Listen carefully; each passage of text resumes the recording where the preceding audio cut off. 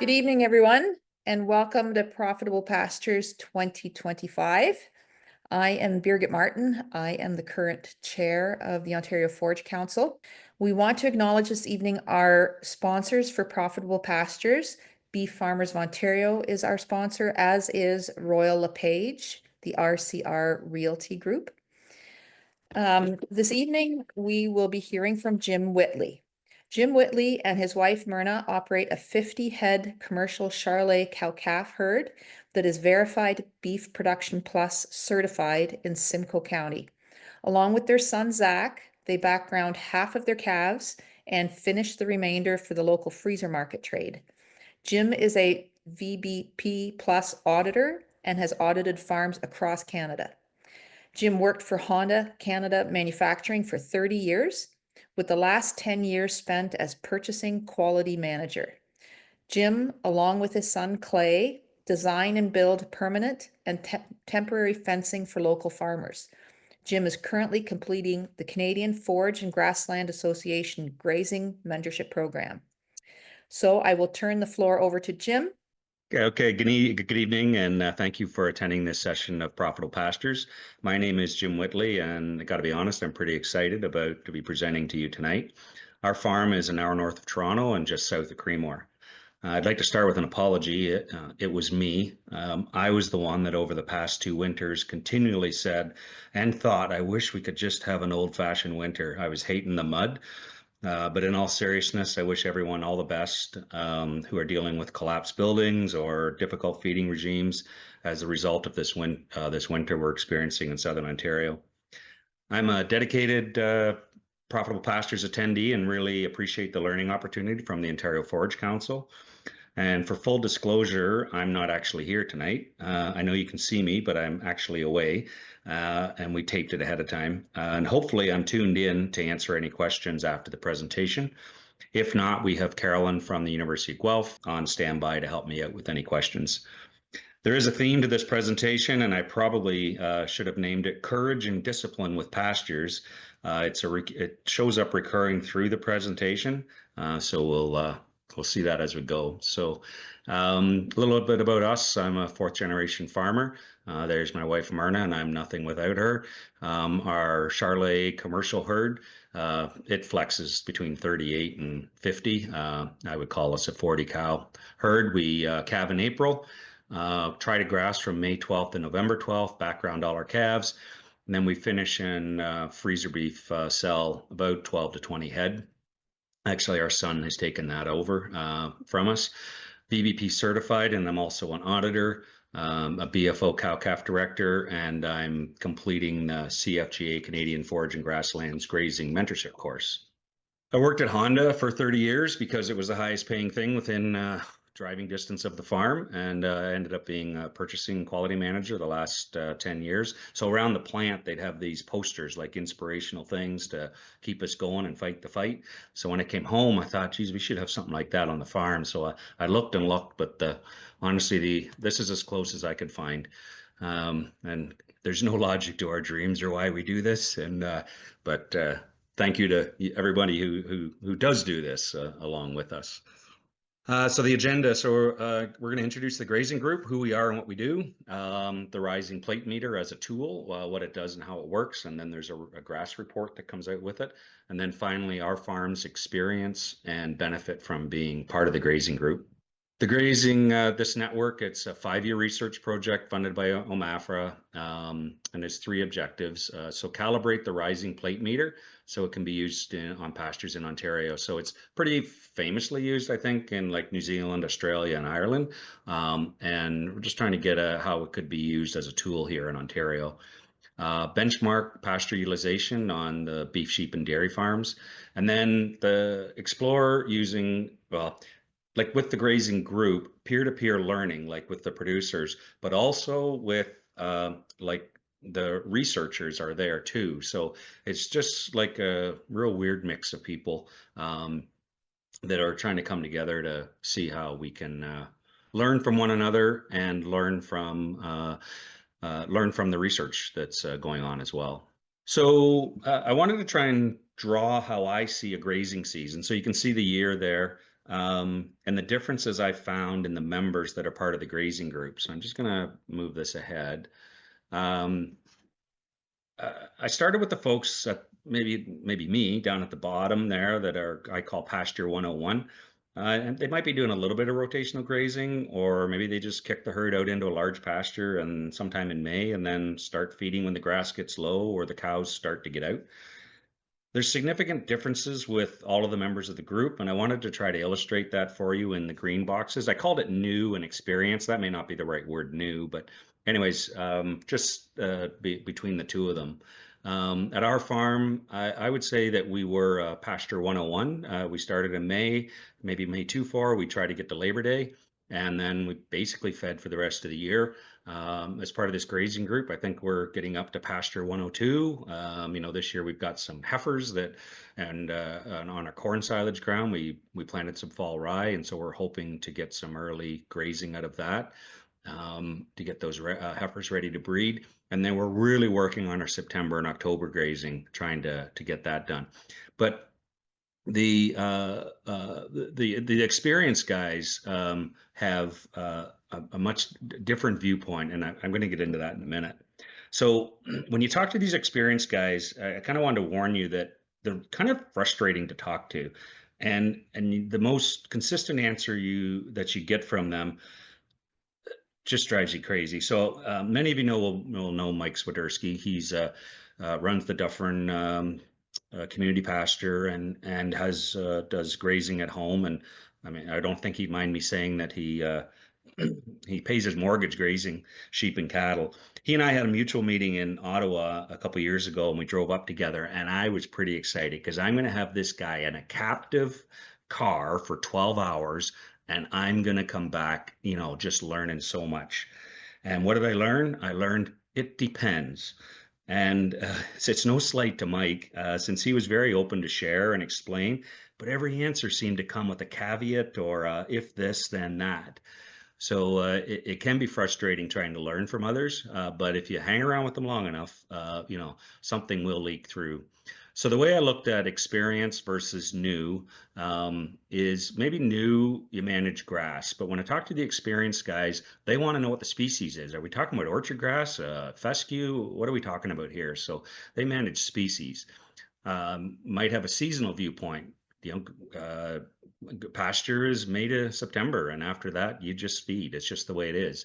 These guys don't have that viewpoint. They have an annual viewpoint. They're always planning ahead, and they're planning all the way up to January when I'm full on in winter feeding mode.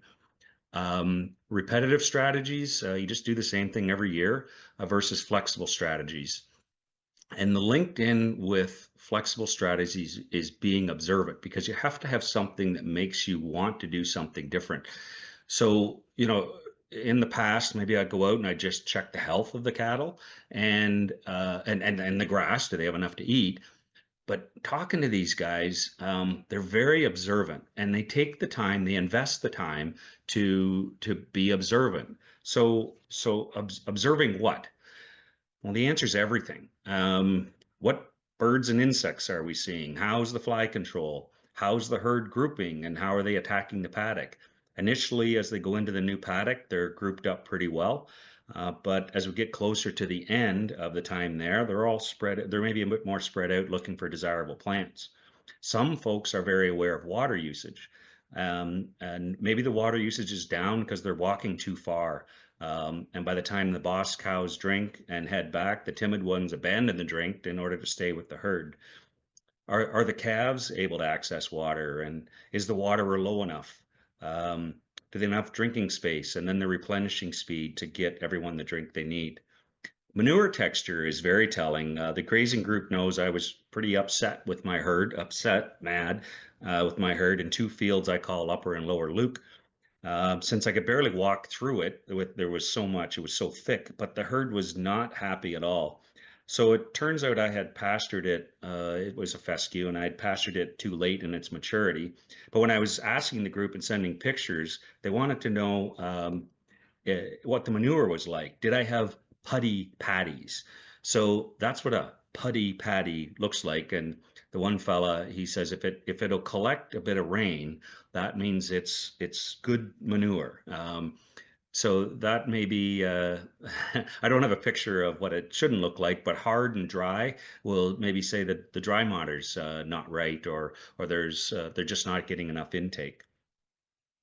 Desirable versus undesirable plants. And notice I didn't say weeds, because that's a faux pas word with graziers. And then possibly the producer will mob graze like a small area to knock back those undesirable plants. But the real punchline of this slide is an organic dairy farmer how he explained that he would observe and count cud chews. Now, I thought he was joking, but he was dead serious, and it really does make sense because as a dairy farmer, he needs a leading indicator that his cows are getting enough nutrition. He can't wait till the milk production goes down. He has to know ahead of time. So he would invest time to observe cud chews.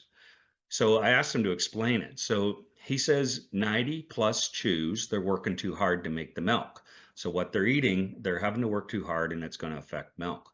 On the other hand, 50 or 60 chews, he says maybe in the middle of May when the grass is really lush, or a high protein feed in the winter, he says that's no good, goes right through them.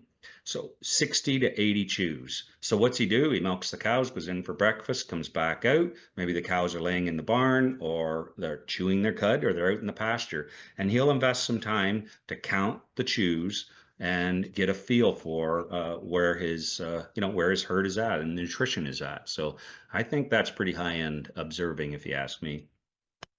This slide's pretty interesting, but it also shouldn't be surprising. So down the left side, I don't know if you can see my mouse there, down the left side are the factors that help us identify healthy soils. And to be honest, I don't really understand each of them other than organic matter, but I trust Carolyn that they're the important items. This is her slide. Across the top, we have the average results from our grazing group compared to like your cash cropper guys and hay guys. So in that comparison, it's already pretty well established that grazing soils are healthy, and this just puts some numbers to it. I can't explain what each number means, but I do remember grade school that green is good and a higher percentage is good. And there's some pretty, distinct differences between even hay ground and our collective group grazing soils. So that's a good indicator as well.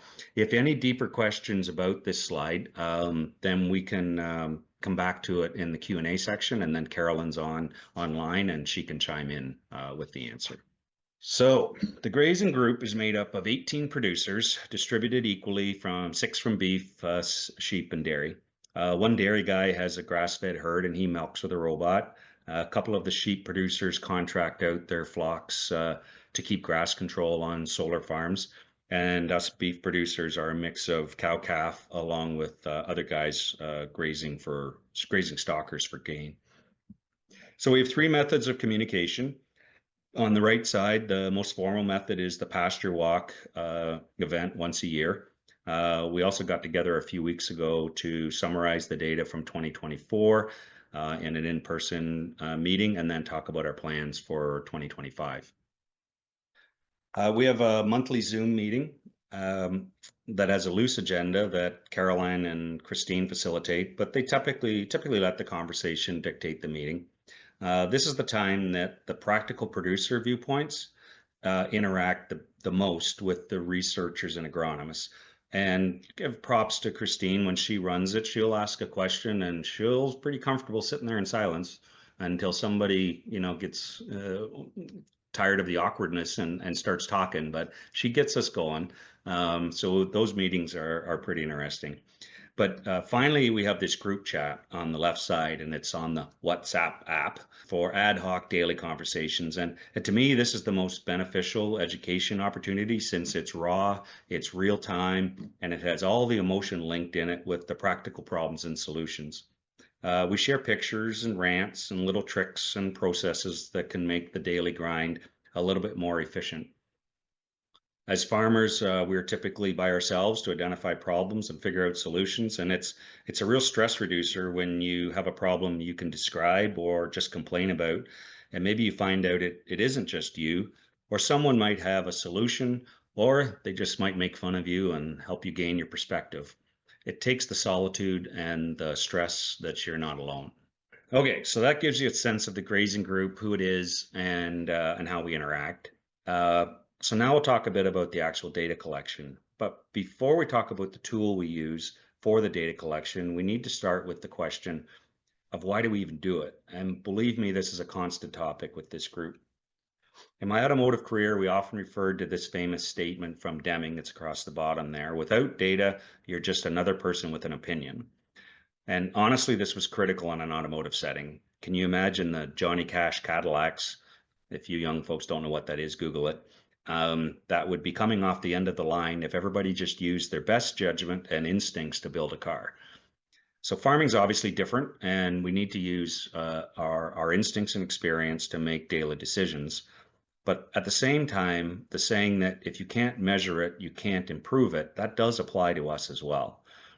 The rising plate meter is a tool that can be used to calibrate our eye, give you specific data if you're new to farming until you gain experience, and if your pastures are doing really well, and you need data to identify incremental improvements.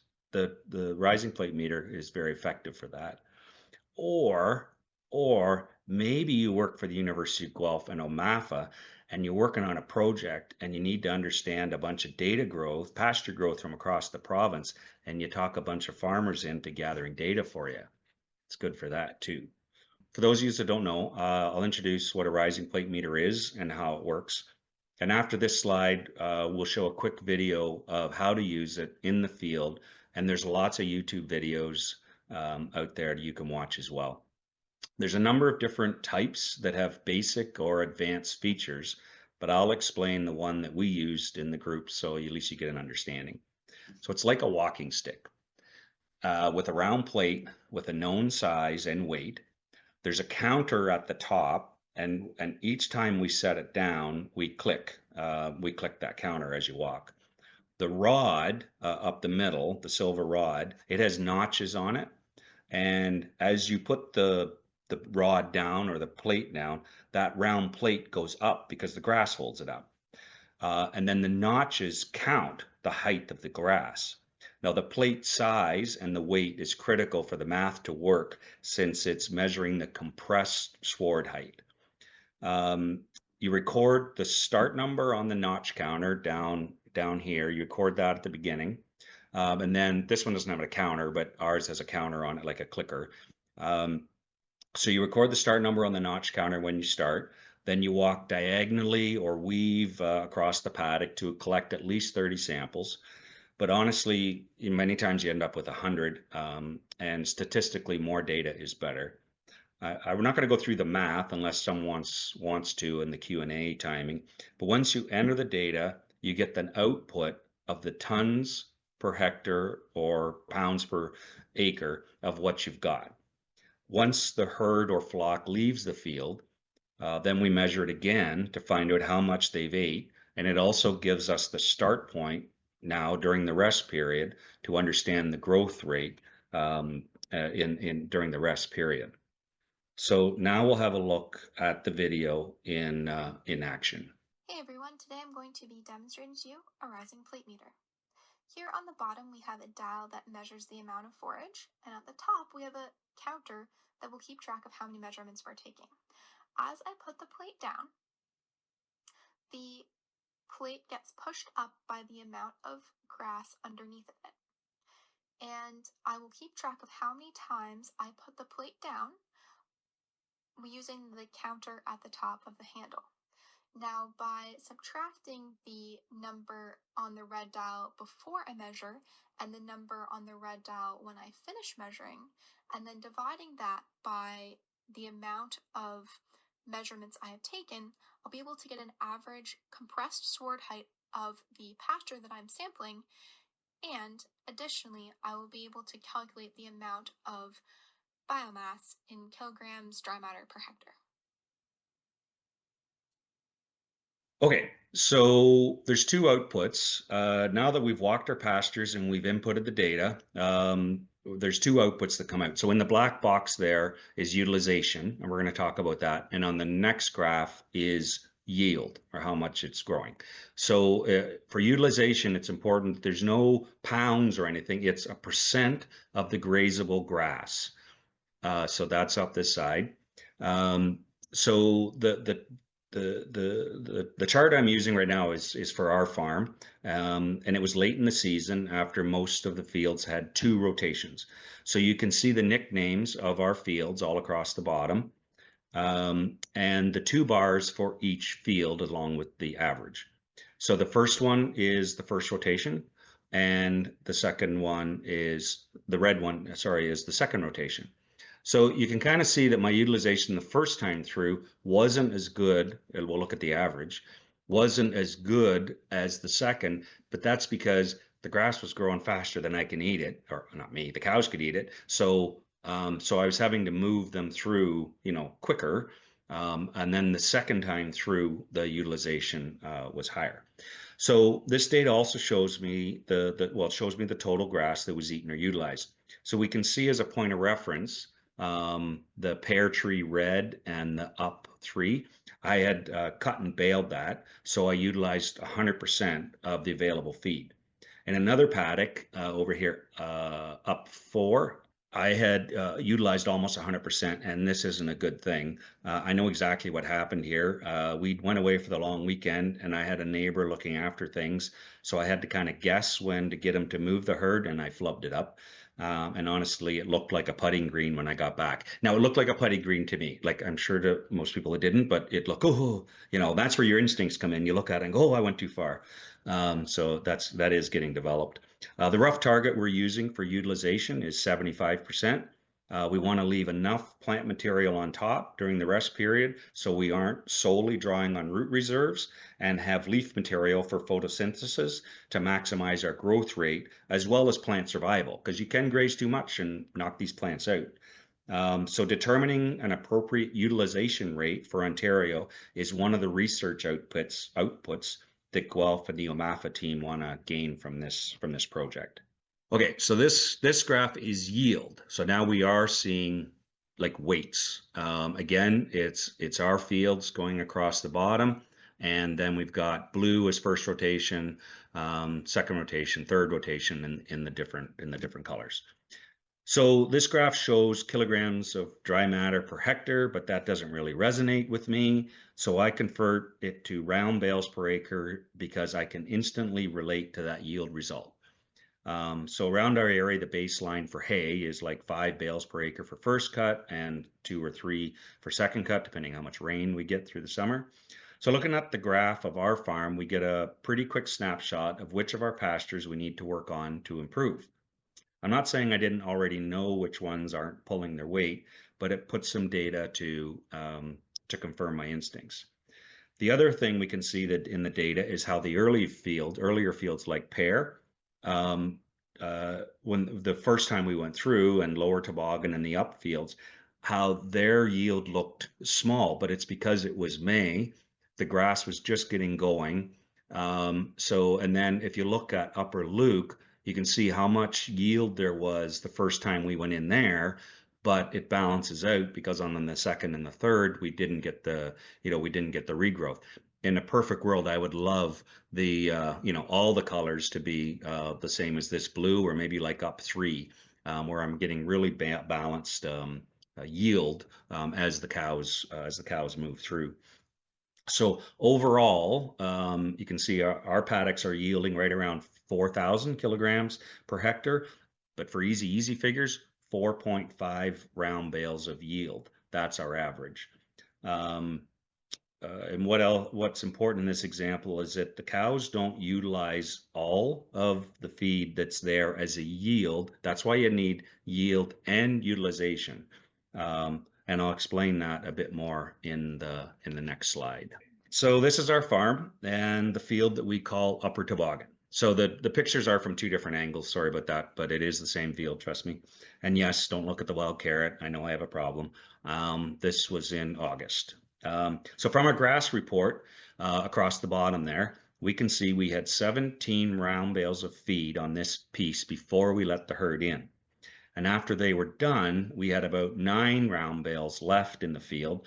And you can kind of see that in the right-hand picture. All the tufts of undesirable grass that they didn't want to eat, possibly manure patties from the first time through, or grass at a maturity level that they just don't like. Or maybe my cows are just spoiled, which they are. And I know that's true too. The cows were so pissed when they were in this paddock, like looking at the picture on the right, that 6 of them moved themselves to the next paddock when I pushed them to clean things up a bit on day 4. That's not a good grazing strategy. That's just, I've got sucky cows. Um, Knowing when proper utilization has been achieved is a bit of a science as well as an art. The 75% target is just a line in the sand, and hopefully this research will give us a better target for Ontario. I know in discussions with Christine that a lot of the baseline data they use comes from Ireland, where the weather is quite temperate and consistent. They primarily grow ryegrass, and they can dial in pretty specific targets. For us in Ontario, we plant a wide range of species, which makes it difficult to determine a specific target. And knowing when to move the herd or flock falls into that it depends category. Different plant species react differently to different grazing methods. Different animal species, sheep versus cattle, will affect the residual sward height. The time of year will affect what you leave behind. Since early in the season, you might leave a lot behind because you're trying to catch up to growth. And maybe during your final pass in October, you're grazing it down even more. So benefits to our farm. So we're going to get a little bit into the blue collar part of the presentation now and explain how the involvement in the grazing group has helped our farm. And let me tell you, it has been a huge benefit. I'm also going to give credit and a bit of a shout out to my role as a VBP auditor.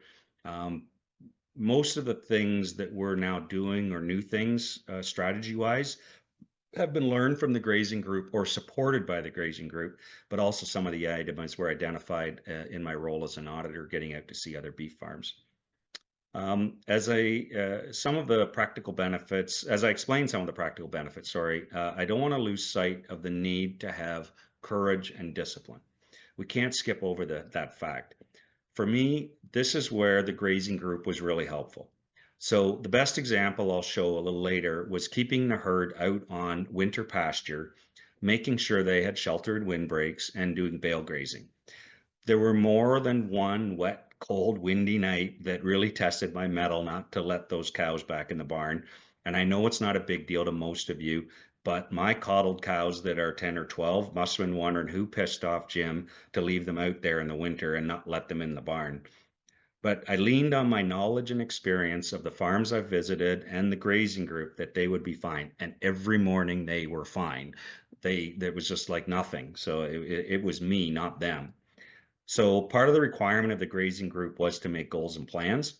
This was very normal to me from my automotive role, so not really a struggle. But it made me really kind of step back and think of why I pasture and what I was trying to accomplish. So our goal was to feed our herd as efficiently as possible, save money, and it's obviously through pasturing. So we set a goal of 180 days of no supplemental feeds, and we needed to track that supplemental feed so we knew what our result was. And that's the page you're looking at. We'll come back to it later, that we use so in our target pasture season. So the other thing with the grazing group benefit from it was, I think we called it passive accountability. And it's kind of a strange term for the grazing group, but it's kind of like having a workout partner, so those days that you just don't want to do it, you do it because your partner's going. And, when you, I'm going to give like when you go to Tim Pryor's thing in early June, you come out of there and you're just like pumped, right? Like, this is awesome. It's so easy, whatever.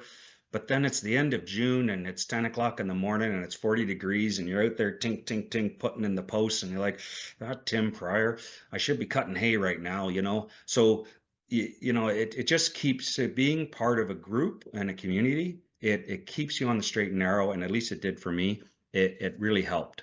So passive accountability, I think, is the term we use for that. If there's one slide from this whole presentation, it's this one. So at the end of the day, we added 2 sheets to our pasture management. The one on the left is the grazing chart that a fellow from the grazing group shared with us. And then the one on the right is an Excel sheet I made up so I could track the use of supplemental feed. These 2 charts and taking the data of the rising plate meter are the change points for us, like what we did. Okay, so I'm going to explain our farm a little bit. So this is our farm and the paddocks that we use for both summer and winter feed. We grow about 10 acres of corn silage, and we use the fields right down around the barn for that. In the next slides, you're going to see our topographical challenges that we have here. Everybody has challenges. I'll show you ours. We also work up and reseed the same cornfields around the barn for hay. And I'm super aware of careful grazing new hay fields. That's why that one behind the barn is in yellow, because I didn't graze that. We just used it for hay, and it's a fairly new field. The fields in faded blue are my sacrifice fields that I don't really manage their rest periods. If needed, I'll sequester the herd in one or both of those to feed if the next field isn't ready. I think Mrs. Chapman's on. I want to do a shout out for across the road there, Chapman. We're really blessed with a super lady across the road named Mrs. Chapman. She wants me to call her Carolyn, but I can't because I've known her since I was 5, and I'm almost 60. She just had her 80th birthday. She was born and raised on a large sheep station in Australia, so she does have some farming understanding. So we partnered on fencing her farm. Like we've farmed that farm since since they come up here in the 70s. And we discuss management decisions on how her land is used. So she's just a super lady, and I wanted to take the chance to shout out to her. Where are we at? So for perennial pastures at home, we have the 12 paddocks, and most are 5 to 8 acres. The easy math is if each paddock is used for 4 days, and we have 12 paddocks, that makes a 48-day rest period. Simple, right? We're done. Just move them around. Well, it isn't. And I don't know why 100% yet, but I'm working on it. And I'm still a work in progress. These maps for our farms are super simple to make. I use our county's simcoemaps.com to see layouts, as well as measuring paddocks and field sizes. And I suggest you go on your county's version of it. And it's kind of fun, to measure things up and see your fields. If you haven't already done that. As I was saying, we have our topographical challenges with our farm. So this picture here, so there's our buildings over there, and this white line here is down at the road, just to give you some idea of the elevation. And then Mrs. Chapman's is just the other side of the white line of wrap bales down there. So we have almost 400 feet of vertical drop from the top of the farm to the bottom. We have a pond at the top, and I would say it's right around in here, around 3,000. Oh no, this is the height. So it's right around in here. It's not right at the top, but I'll show you a picture in a minute. One of the challenges is that with the gravity, this pond feeds all the way down to the barn, and we have 90 psi at the barn just from the pressure of the water coming down the hill. And honestly, it makes it a bit of a challenge for the water bowl floats to shut off. I have got a pressure reducer, but I have to dig it up to install it. So I'm going to do that. The topography also impacts the fields we can grow crops on, because we can't afford really or justify harvest equipment. And the custom operators are only going to go certain places, right? So I need to keep the corn and that close to the barn where it's relatively flat. So our water, this blue box here there's that pond. I'll go back. So there's the pond. I'm going to show a blow up picture in a minute. And then blow up. So there's the pond. And down here, you can see the water line underground. And we dug that in. I didn't realize you could still see it in like 2010. So 14 years ago, but you can still see it. So we have a 20 by 20 cement pad and a hydrant with a float and a 7-foot stock tank on that. And there's 8 pastures. Maybe if I go back, all the we call them up on top, all those ones, the bush, the pasture one, and the toboggan field, that's here, doesn't have a name on it. They can all come back here and water at this site here. So that's the way we've been doing it for a number of years. So what we've, there's the pond again, and Dad had dug in a line all the way to the barn from the pond. And then, so I dug it up in a couple places and we added hydrants. And then on top of the ground, we use poly lines, 3/4 inch poly line, garden hose, and a bit of fire hose sometimes to get the water out to the pastures. So for fly control, we're trying to not have the cows come back and sit around this waterer, because as I understand it, if you can stay ahead of the larva and have the water in pasture, it's a calmer herd. The water's there, they're not traveling. So that's one of our goals, to get water in all our pastures.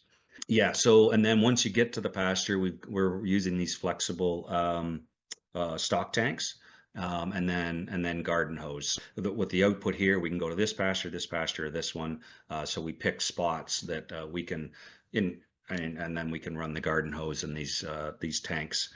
They're not perfect for us because of the slopes, so we have to tie the float down as low as we can, because it'll fill up and overflow on some of the slopes, and you have to check them regularly. I can tell you a story where we didn't, and we, not to say almost drained our pond, but we did lose a lot of water. So they're not perfect for us, but they do work as long as we stay on top and kind of check them regularly. For Mrs. Chapman's, we have the water source here, and there is a creek right there, and we ran a culvert. So we just ran the 3/4 line through the culvert and then ran it back up here. This is actually the top of a hill. And the reason we went to the highest possible point at Mrs. Chapman's was to reduce the water pressure so the float wouldn't, so it wouldn't run over. So there's our farm, to give you an idea of what we've got going on there. The grazing chart, isn't this a pretty thing? It's so easy at the beginning of the year. There we are, May 12th, and we're just going to mark in when we grazed, right? Well, that's what it looks like when you really start using it. But it's been the most beneficial to us to help manage our rest period. As I said, the chart looks pretty clean to start the year, and then the challenges start to mount. So the pink in the middle here, synchronizing the herd. We were breeding on the Monday, so so they needed to go through the chute each day, and they like it less and less. So we just kept them close to the barn, and that doesn't seem like a big thing, but when you're trying to work your way around your pastures and they're way up on top, and you need them down to the barn, it really does mess up. It can mess up your plans. That's one of the reasons we use pasture one, because it has easy access to the barn. So that sacrificial pasture is used for that. What else happened? Oh, we went to the Blue Jays on that Friday. That didn't impact anything. It was in between. We cut and baled. What was that? That was up 3. So we captured that, and then I grazed for half a day. Why not? And once I got the bales off, and then I started my count to get my 45 days. The long weekend, what? Farmers go away for long weekends? Yep, sometimes we do. And that can really mess things up. Well, they did mess things up. As I told you earlier, I put the cows into a pasture, thought I had enough, and didn't, and caused some issues there. And then the neighbors, we don't go fence to fence. We both have bulls. So our neighbors moved in. So then we needed to move out. All these things come up. So you can make the best plans. Oh, and then these fields here. How about this? Towns and Mrs. Chapman's. When did you cut? When did you bale? So that you can start the count. I know the counts don't show on here, but they did. So if you do one thing, I would suggest, if you're doing some rotational grazing, I would suggest you keep a record, make the plan. A lot of people say, "Oh, why do I make a plan? Things are going to happen." True, it's true, because just look at mine. But by having that record, you've got something to look back on, and you can reflect, and then you can make more realistic plans next year about, hey, I'm going to be breeding the same time. So maybe I work my pastures around so that I don't have to sacrifice pasture one. It's actually time to go into pasture one. So these things, anyways, I was really happy with the grazing chart, and glad that I used it. Okay, so for the grazing group, we had to make goals and plans. Don't laugh at my over-engineered goals and plans. Remember, I worked in automotive. Christine laughed at me. The benefits of the grazing group, and with this, is that when you need to explain what you're doing to someone else, it makes you kind of step back and explain it to yourself. That may seem silly, but it's not. The other thing you can do is get someone else to explain your place. And, it may sound weird because you're in it. What's that line? You can't see the forest for the trees. So, so this was a good, step. There's nothing crazy, but I'm not going to go through the flow chart because it's just logic on paper, common sense on paper. What I wanted to bring up here was, the numbers I used. So I used $1.50 per day for pasture as an opportunity cost, with the assumption that if I could rent out for our pastures for at least that much, and I that number's low. Don't come knocking on my door. I'm not renting my pastures for $1.50 a day anymore. I think that's more than that. And then my 312 per day is for winter feed, is based on a $50 hay bale and the cows eating 50 pounds per day. The math isn't perfect because I'm obviously not capturing, the yardage costs of the tractor, the feeding, the storage, and that type of thing. But anyways, that's what our goals and plans looked like. So now we're talking about the 180 days and how am I going to achieve it? So this is this Excel sheet that's trying to capture the days and how much feed I did. So I struggled to get my head wrapped around the 180 days of pasture that I was trying to achieve. So I decided to break the pasture season into 3 sections of 60 days each, since each time period has its own challenges and benefits.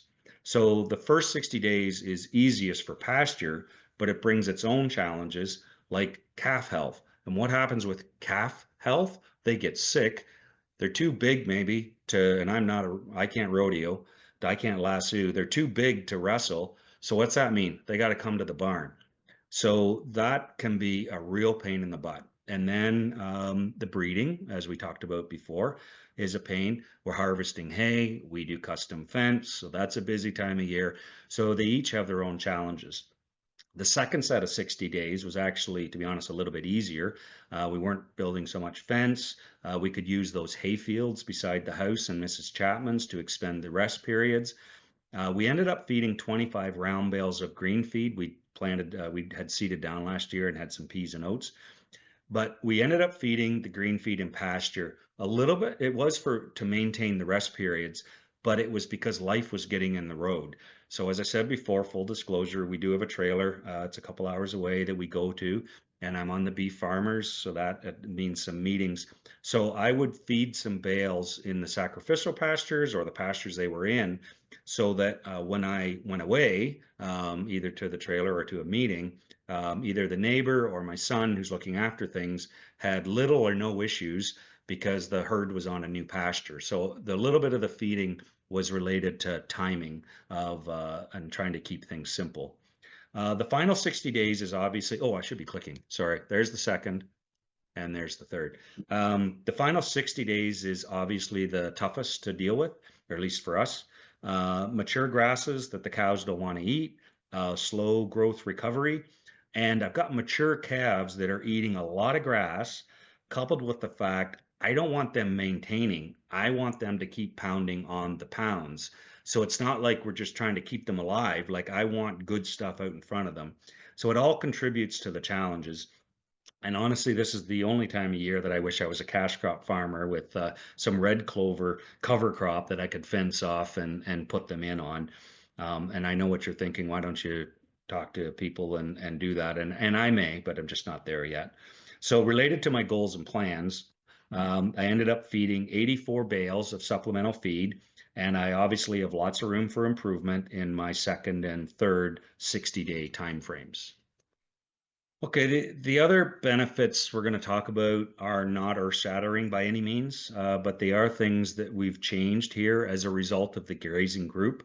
And either from a point of view of it's a good idea and I learned something, or the confidence to do it.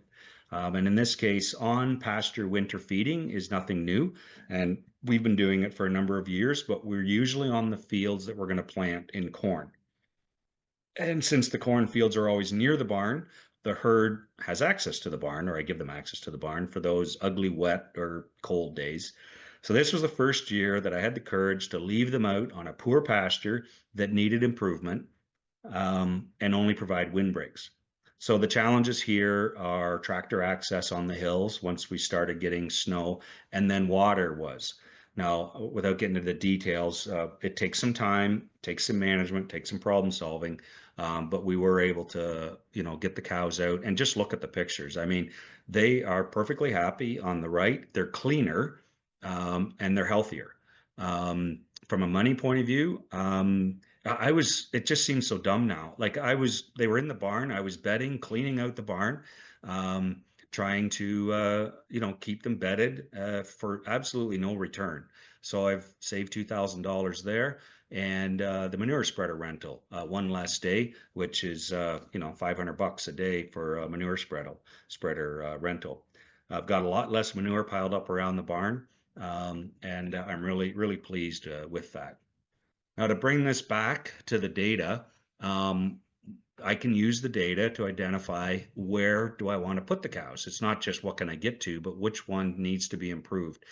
Now, there is a theme here with the toboggan fields and pasture ones, and that's that they are on that vertical slope. So I think there's been a lot of erosion over the years, and the organic matter won't be great, but so I was able to pick the fields from the data. I kind of knew already, but of where we would do the winter feed.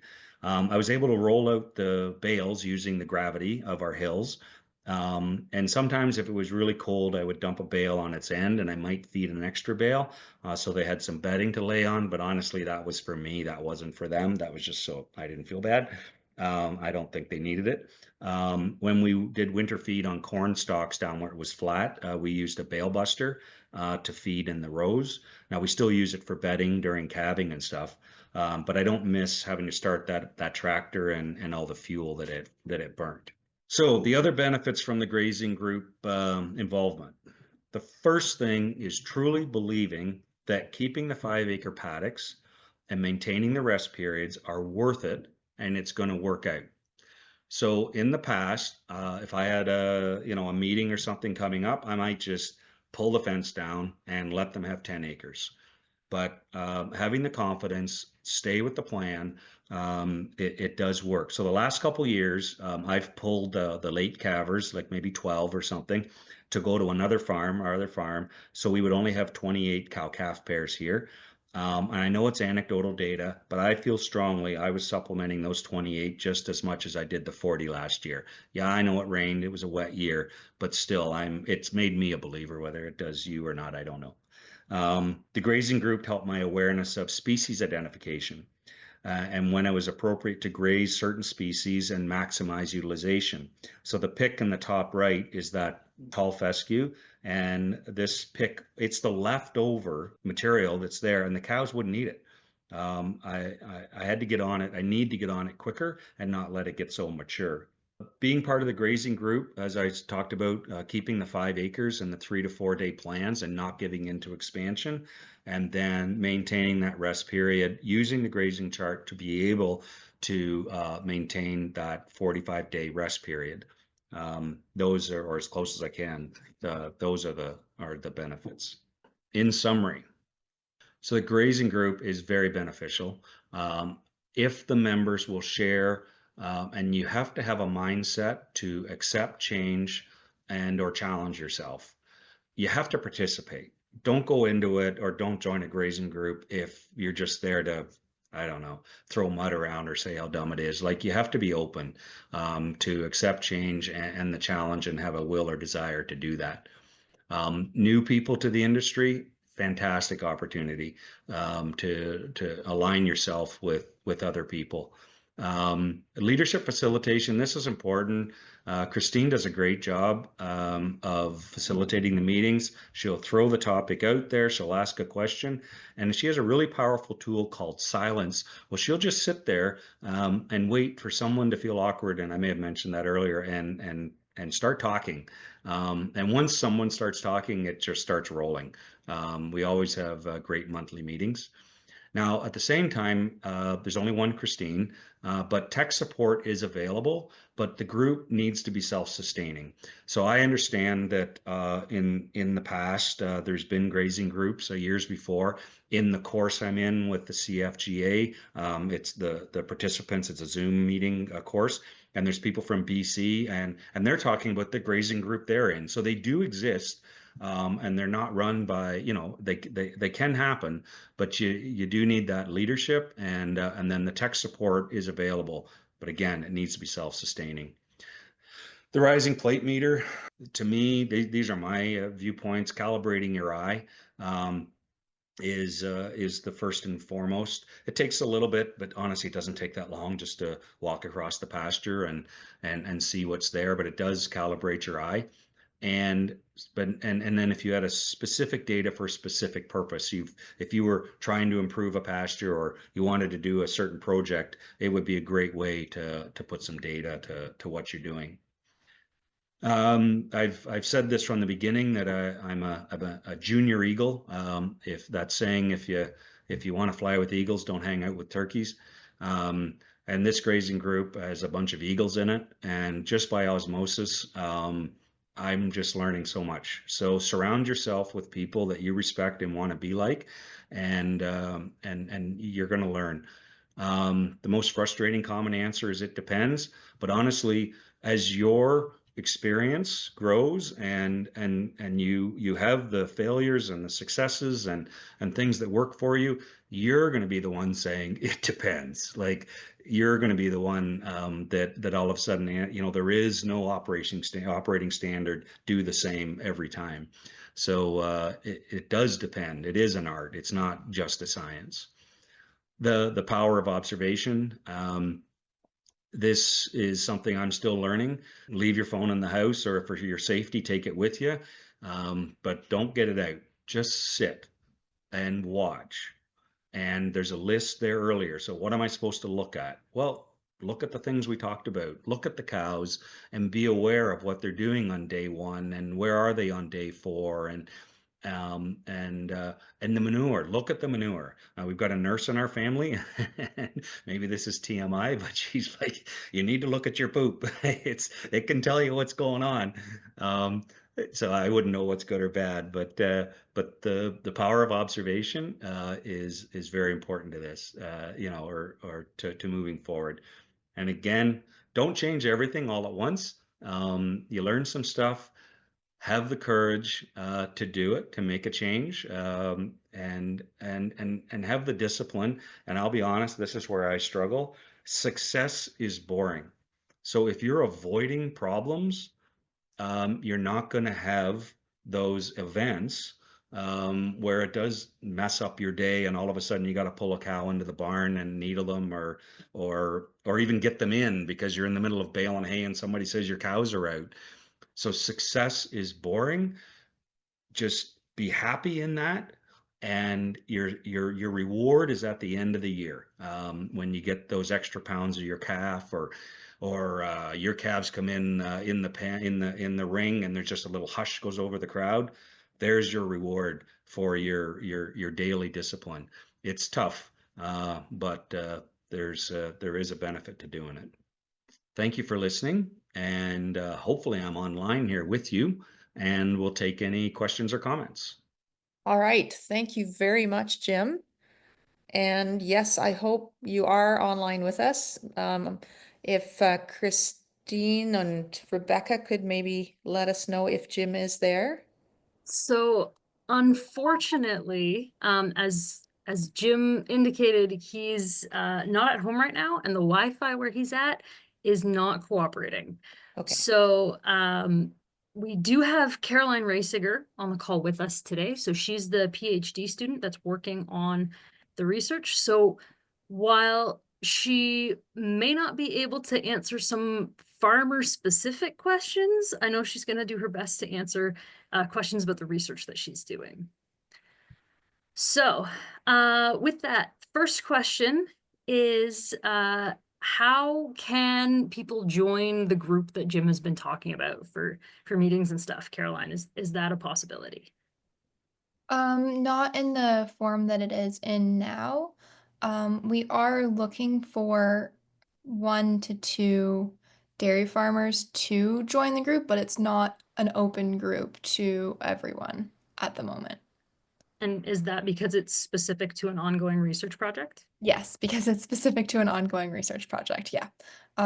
We're using these farms as tests to determine utilization data for Ontario and rising plate meter calibration data. And so there's only a limited number of farms and ability for them to tell us if the rising plate meter is working for them. So, yeah. Okay, thanks, Caroline. I see a question about the kinds of windbreaks being used. Unfortunately, I don't think we're able to answer that because that's specific to Jim's farm. So apologies about that one. All right, I'm not seeing other questions in the chat, but I will ask one myself, Caroline. So what is one thing that you've learned about doing research with a group of farmers? Because that's not something that happens necessarily a lot in agriculture research. Yeah, that's a great question. I think one of the things is it's really great to get a sort of Ontario-wide set of data, which if you're working on one research station, that's not an opportunity. One of the things that I've learned is that the data can be kind of messy, well, not kind of, quite messy, coming out of farms, because of a bunch of the things that Jen was talking about. Like, oh, well, scheduling, or I had to do this, or on a research farm, you are regulating exactly what's happening all of the time and you have research goals in mind. Whereas on farm research is about a whole bunch of other things, the economics, livestock, individual plans, and what needs to happen. And so that makes it more applicable, the things we learn more applicable, but it also can uh, it also is something that is important to know when you're working on those farms. All right, thanks, Caroline. There's a question in the chat that maybe Birgit you can field, or Caroline, if you've got some insight from your data. Is there a target number of head per acre that's ideal for grazing beef? I'll take a stab at that first and say that it depends. Is not an awful answer. It depends on what kind of pasture it is. So it varies greatly. On our farm, it can vary from, if we're talking number of acres per head, it can vary from less than 1 acre per head to over 20 acres per head, based on whether it's really top quality pasture on arable ground or whether it's shallow to bedrock ranch type pasture. So it depends. There's no specific target. I think Owen had a question earlier about the pasture size. I think in Jim's case, he was targeting 5 acres as his pasture size, but that again will depend on every farmer's situation. Did you want to elaborate on that, Christine? Yeah, so many of Jim's pastures are about 5 acres. So he is planning his moves based on a fixed size, but a varying amount of grass, depending on how much grass is in that pasture when he's grazing it. So it's not that 5 acres is a recommendation, or that everybody should have 5 acres. It's just that's the infrastructure Jim's got on his place. And he did change the number of head. He's had a bit of an increase in his herd from 2023 to 2024.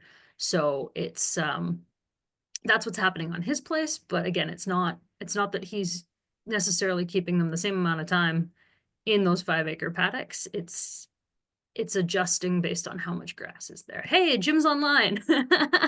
I just saw in the chat. So for him, he's targeting 40 cow-calf pairs on 5 acres for 3 to 4 days. So that's the target. Thanks, Jim. I know that maybe your internet's not strong enough for us to hear you, but I appreciate your input in the chat. To Jim, do you move them slower or faster based on available grass? So we'll give Jim a chance to type an answer. Yes, absolutely yes, he says. Excellent. Okay, well, with that, we'll wrap up the Q&A session, and Birgit, I will hand it back over to you. Again, thank you to our sponsors for Profitable Pastures, Beef Farmers of Ontario and Royal LePage. And that wraps it up for this evening. If you would like to join us again tomorrow night and the next night, same time, 7:30, for 2 more Profitable Pastures webinars. So with that, we will log off and see you again.